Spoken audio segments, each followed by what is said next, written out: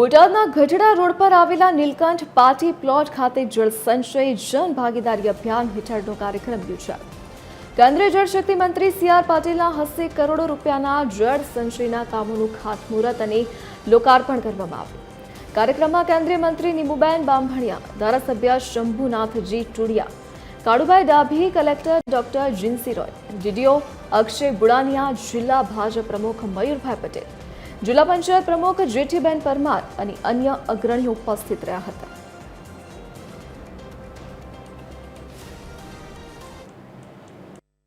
આવનારા દિવસોમાં દરેક વ્યક્તિ પોતે વાપરે છે પાણી અને પોતાના પર જે દેવું છે, જેણે ખૂબ પાણી વાપર્યું છે એ પાણીનો દેવો ઉતારવા માટે, ઋણ ચૂકવવા માટે આવા સ્ટ્રક્ચર પોતાના ગામમાં, પોતાના ખેતરમાં તે બનાવે।